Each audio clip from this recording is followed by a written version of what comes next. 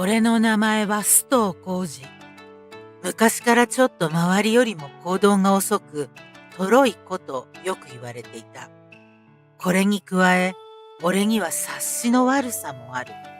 これでだいぶ大変な思いをしてきた。いくらでも直す機会はあったし、自分でも直そうといつも心がけているので、昔に比べたらかなり良くなったと思う。でも、親とか友人から見たらどうかは怖くてまだ聞けていない。そろそろ聞いてみるかな。そんな子供だった俺も社会人になった。得意の PC 操作を活かし、プログラマーかシステムエンジニアを希望して入社したのに、なぜか庶務課に回されてしまった。嫌ではない。最初は嫌だったけど、時折部内の PC の不調を直させてもらっているのもあって、まあまあ充実している。充実はしているんだけど、電話対応がな。会社では一人一台携帯が与えられているが、社内のやり取り用にしか使われていない。社外とのやり取りは俺たちを介してつないでゆく。俺たちがコールセンターって言われるゆえんは業務内容だよな。俺が入社してから一番時間を割いたのが言葉遣いの研修だ。なかなか OK がもらえず苦労した。一部の上司からは呆れられてしまったが、直属の上司の加藤さんだけは見捨てずにいてくれた。そのおかげもあって、今日までどうにかめげずにいられているのかもと思う。加藤さんには感謝してもしきれない。加藤さんからの信頼を裏切らないようにもっと努力しようと、俺は毎日心の中で思っている。入社して半年、俺に任せてもらえる仕事が増えてきた頃、とある電話がかかってきた。お電話ありがとうございます。〇〇商事須藤です。ああ、さ、お宅との取引をやめさせていただきたい。かかってきた電話番号は手元にある資料に記載のない、見覚えのない番号。俺は間違い電話ではないかと思い、どちらにおかけでしょうかと聞いた。はあ？明らかに相手が怒っているのが分かった。俺が困惑していると、顔を真っ赤にした重役の宮園さんが俺のもとに駆け寄ってきた。すぐに謝罪して。小声ではあったが、様子からしてかなり頭にきているようだった。俺は慌てながら、大変申し訳ございません、と謝った。次の言葉がどうやっても出てこない。緊張と焦りで声が出ない。金魚のように口をパクパクしていると、加藤さんが来てくれた。お電話の対応変わりまして、加藤が受けたまわります。俺は放心状態。宮園さんは俺の肩をつかむと、会議室に連れて行った。会議室に入るなり、大きなため息をつく宮園さん。君、名前何でしたっけ？須藤です。ああ、須藤さんね。はい。電話対応苦手でしょ？苦手です。うん。見てたらわかります。あと、周りを頼らないでしょ？はい。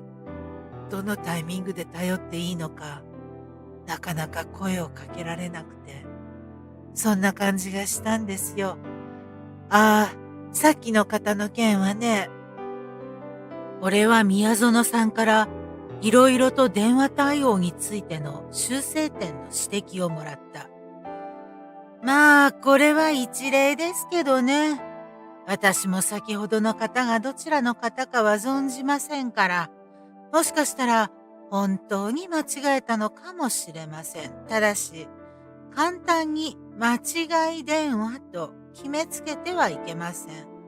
先ほど説明したように、相手方の名前と要件をしっかり聞き出す。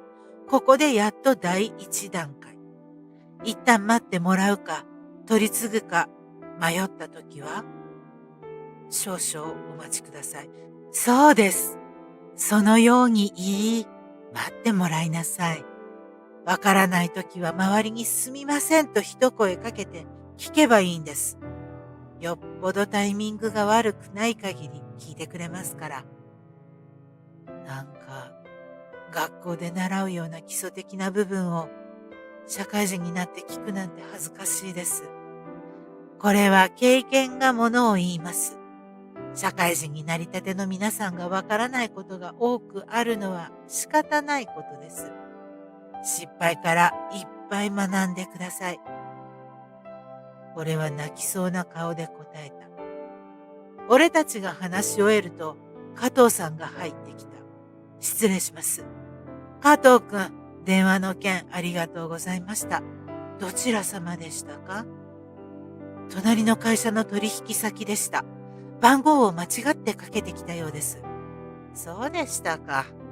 終始誤解しているようでしたので、最後にしっかり訂正しましたが、分かっていただけたかは不明です。そういうこともありますね。電話を切るまでずっと怒っていたので、相当大きなトラブルが起きたことは確実ですね。これ以上の飛び火がなければいいんですがね。加藤さんは宮園さんとの会話を終えると、俺の方を見てきた。スト、すぐに助けてやれなくてすまない。他の件を片付けていたばかりに気がつくのが遅れたんだ。加藤さんが謝らないでください。僕がうまく対応できなかったことが原因なんですから。いや、部下が困っている時こそ手を差し伸べるのが上司の役目。次困ったらすぐに応援を要請しろよ。はい。宮園さんの優しさと加藤さんの優しさに俺の目頭は熱くなった。さて、一旦片付いたので私はこれにて。はい。ありがとうございました。勉強になりました。その勢いで頑張ってくださいね。応援しております。宮園さんは俺を見ると柔らかい笑顔を浮かべ、会議室を出た。俺も加藤さんと会議室を後にした。翌朝、出勤すると隣のビルの前に人だかりがあった。何があったんですか？俺は加藤さんに聞いた。なんか、昨日電話してきた人がいたでしょ。こっちでも調べたんだけど、隣の会社、前からかなり厳しい状況だったみたいでさ、上層部が逃げちゃったっていうね。うわぁ、思ったより大ごとになっちゃいましたね。何か嫌な予感がしたんだよな。結果こうなっちゃったかって感じだね。俺は何とも言えない気持ちになった。あ、スト、今日は電話番担当だからな。俺は加藤さんに言われた通り電話番に徹した。何件も電話をつないだ頃、一本の電話がかかってきた。お電話ありがとうございます。〇〇商事ストーです。あ、もしもし。お忙しいところ大変申し訳ございません。私、そちらの会社のインターンに応募を考えており、お電話いたしました。あ、申し遅れました。〇〇大学3年、近藤と申します。インターン応募の件で電話された近藤さんですね。少々お待ちください。担当者に確認いたします。俺は一旦電話を保留にし、加藤さんに聞くと、人事課につないでと言われた。保留ボタンを切り、人事課につないだ。そっか、インターンの時期がまた来たんだね。加藤さんはご存知でしたか？いや、俺もちょっと忘れてた。すまんすまん。いえいえ、僕も確認しなかったので。あ、今回の電話の引き継ぎ上手になったじゃん。なんか、あんなに目をかけてくれたのに結果を出せないと恥ずかしいので、親と練習しました。本当に真面目だね。ちょっと一辺倒なとことか、人より作業が遅いなんて言われるけど、それも君の長所さ。あと、俺は君の真面目さを買ってるからね。すみません。ありがとうございます。電話を受けた1週間後、会社内でインターンが始まった。俺のところにも数人の学生がやってきた。その中の一人に電話をかけてきてくれた近藤くんの姿があった。俺は学生たちの教育担当補佐に当てられた。初日のお昼は学生たちを交えての交流会が開かれた。俺もこの会社に来て一番驚いたのは社食だ。冗談抜きで美味しい社食なんだ。学生たちは出された食事に口をつけ驚いたような顔をしていた。みんな驚いただろう。ここの社食は美味しいんだよ。あ、改めまして加藤です。今回の教育担当です。学生たちは元気よくよろしくお願いしますと言った。で、俺の手の開かない時とかに君たちを助けてくれる先輩が隣にいるストーね。あ、よろしくお願いいたします。僕と皆さんの年齢はそこまで変わりません。何か困ったら教えてください。力を貸します。食事の席は和気あいあいとした雰囲気で進んでいった。あ、この前電話に出てくださったのが須藤さんだったのですかと近藤くんが言った。俺は、そうですよ、と答えた。近藤くんは俺の目をじっと見てこう話し始めた。私は人と話すことが苦手で、特に電話の場面では上がりやすくて。え、そうなんですか。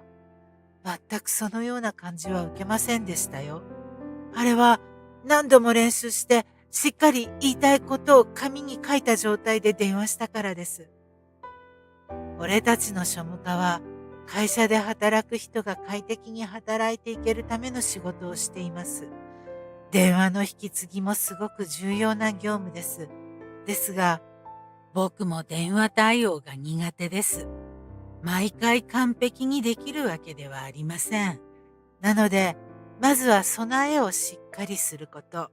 次に、一旦待ってもらい、自分を落ち着かせるということが大事です。